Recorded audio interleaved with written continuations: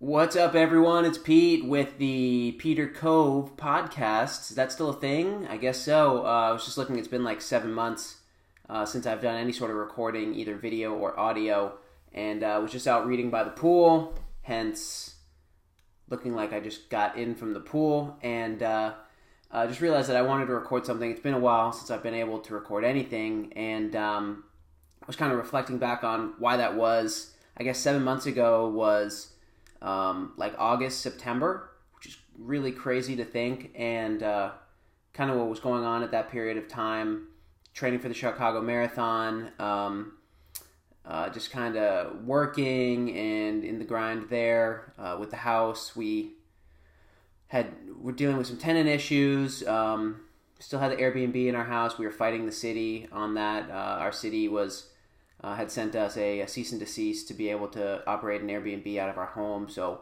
had a long fight with the city, and I guess things just started to pile up, and I never had the peace of mind to record anything or put anything together for any of you guys. Or really, this really helps me a lot too, just to do. So I was out by the pool and was reading about just goals and goal setting, and an interesting study about there was a graduating class at Harvard where 3% of those students in that graduating class actually wrote down their goals and talked about their goals and shared their goals.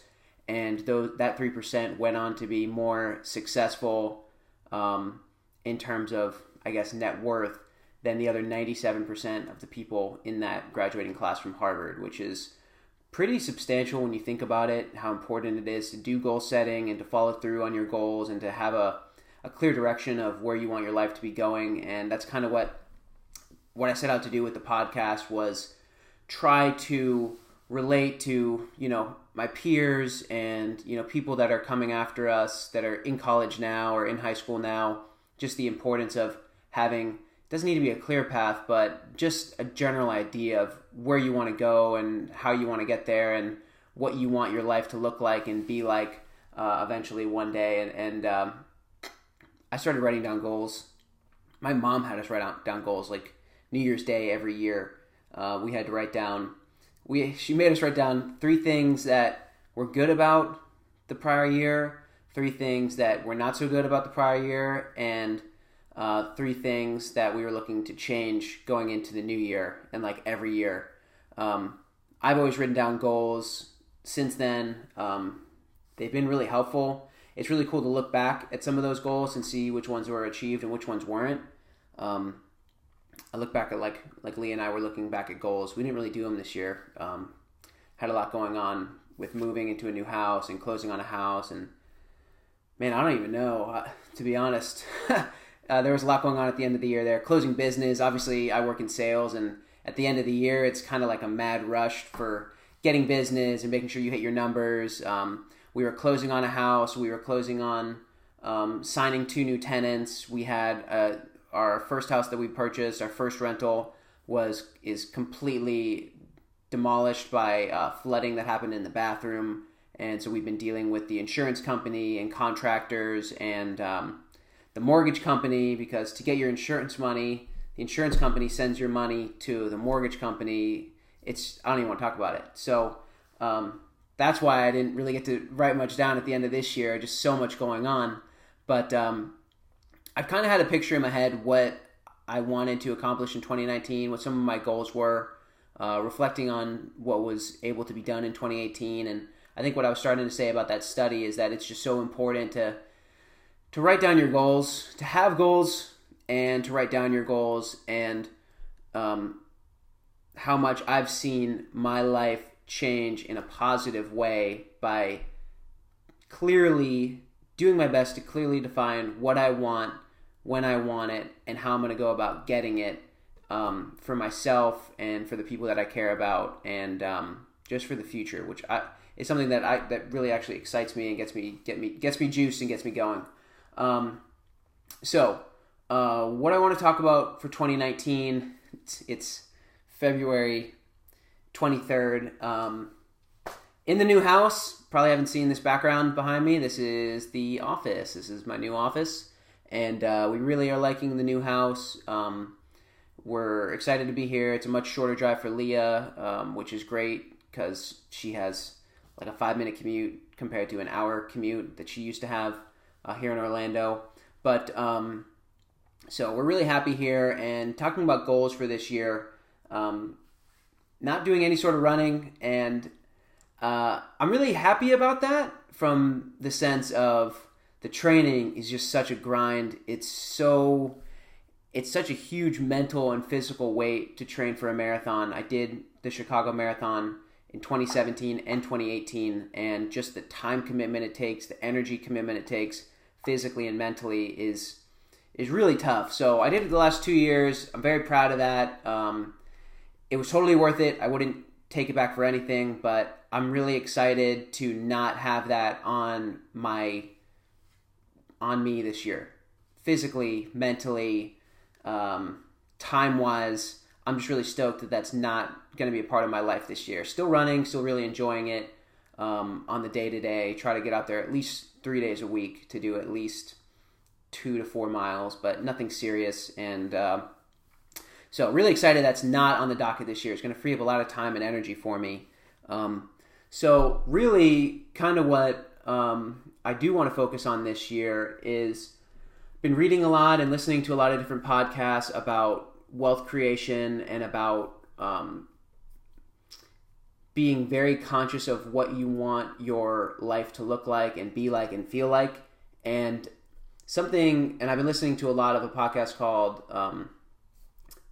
How They Built This, or How I Built This, and it just focuses on entrepreneurs and business owners and what they did to create their businesses. There's like the guy that created the Power Rangers, for example, is on there. The founder of Five Guys, the founder of Tempur-Pedic, like just random companies that are worth in the hundreds of millions to billions of dollars. And the thing that struck me about that podcast is that most of these people aren't overly smart, overly educated, overly different than you or me. They just keep doing things and trying things and pushing to get where they want. And it's pretty profound how achievable. They work their asses off, don't get me wrong, and they work extremely hard to get where they got. But they're just normal people. And the more that you or me say, hey, I'm no different, that person's no different from me, what is it that they're doing that I'm not? Or how can I do something similar to what they're doing? I think it's just that mindset that gets you where you want to go. So I'm not trying to make a $100 million business, $1 billion business. That would be great, don't get me wrong, but none of those people start off. Most people don't start off saying, hey, I'm going to build a $100 million business. That's just not how it works. But what I figured out that I want to do is create additional revenue streams that are able to generate income for me and my wife and future family while we sleep. So what does that mean? How do you do that? That sounds great, right? So the way that you do that is you create usually online businesses. You can invest your money, of course. I encourage everyone to invest in their Roth IRA, 401k, anything that's gives you a tax advantage. But I'll let Leah talk about that on a different podcast. But what most people don't realize is how much information they have that other people are willing to pay for. So something that Leah and I have done very successfully over the last 2 years is create a side hustle doing vacation rentals and making extra money on the side. Yeah, sure, we do a lot of work for them, managing them, cleaning them, keeping them up, doing the proper communication, but we've been able to generate a very sizable side income that's helped fuel our ability to purchase additional properties, our ability to take vacations, and to really feel more free with how we do things, or when it comes to spending a certain amount of money when something breaks in your house or when you need a new piece of furniture, saying, yeah, let's go ahead and do that. We've gone through a lot of pain the last, I guess, year and a half in that side hustle. And so something that I was starting to say is that people, there's a lot of people out there that make money off of information that they know. They create a course or a product where people can actively learn from them the information that they are able to compile and put together to enable someone else to follow in your footsteps. So for me, Leah, what does that look like? That looks like putting together a course that teaches people how to buy and invest in properties that have potential to be vacation rentals, and how to operate those and build those so that they make you additional income to supplement your salary and to fuel your ability to purchase additional properties and keep growing your property portfolio. So it's not something that everyone can do. There's definitely a lot of sacrifice. There's definitely a lot of hard work. But there's people out there that are willing to make $200, $300, $400 extra a month by taking part in doing a vacation rental, whether it's in their property or another property. There's a lot of different ways to do it.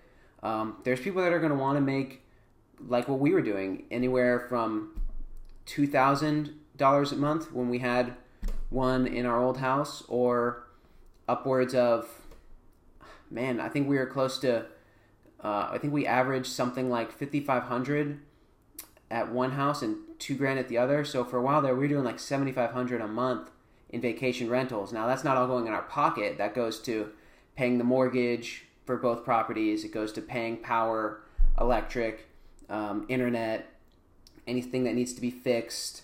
The mortgage, I don't know if I mentioned that already. It's probably the biggest part. Mortgage, insurance, property taxes, boring stuff. But there is still profit in that, and you're still paying off your house. So it's a great way to build wealth for young people that are looking to start building wealth for themselves. And anyone can do it literally from age, I'd say 18 and up. I would highly encourage it for anyone ages 18 to 25 that wants to make some extra money on the side. And then empty nesters, I think, is a huge untapped. A lot of the people that are finding success with vacation rentals are people that have a 4-bedroom house and it's just them and their spouse or them alone, and they are not using that space for anything, but now they can start with a vacation rental. So I'm putting together a course that teaches people how to put together a vacation rental. It's called How to Be and Be Rich. I don't know if it's going to work. I'm not sure how I'm going to market it yet. I'm in the early stages of putting it together. I've got a good outline. I think it's like 12 or 15 modules, video modules on how to do certain different components on putting together your listing and what you need to buy, where you need to buy it, how to get it set up with furniture, how to do it online. So that's one of my goals this year, is to get information that I know packaged and put together so that people that are interested in what we are doing can purchase it and do it for themselves. It's like any book that you've ever read on self-development, on financial development, on personal success. That's exactly what the writer of that book did. They took information that they knew about personal success and putting together a process and a system, and they packaged it and they sold it to people that were interested in doing something similar. So when you do something like that, you create it once and you list it, and it's online forever for people to buy, and you get recurring revenue for work that you did one time. Sure, you have to continue to market it, customer service, update the website, whatever, kind of tweak your funnel and your delivery, but that's something where you can continue to make revenue, like I said, while you sleep. Wake up in the morning and see money deposited into your bank account. You can develop products, which is something, I don't know if I want to develop a product, but I'm toying around with that. And I guess the biggest thing is just learning how to bring additional value to people that they're willing to pay for. So people are willing to invest in things, either products or services that save them time, save them money, and make their lives easier. And as long as you can do those things, you can always make money. So that's really my main goal that I wanted to share today for 2019, is on the personal financial end, is creating a product, creating a service, creating a course of information that I know, that I can share with people, that people find valuable, And I'll keep you all posted on how that goes and what I'm doing. Would love any feedback on programs that you use, or any information on marketing, or if you wanted to partner up and we could put something together. But so feels really good to be recording. Thank you for watching, and would love to have your feedback. And I think I'm going to go back out and check out the pool. Peace.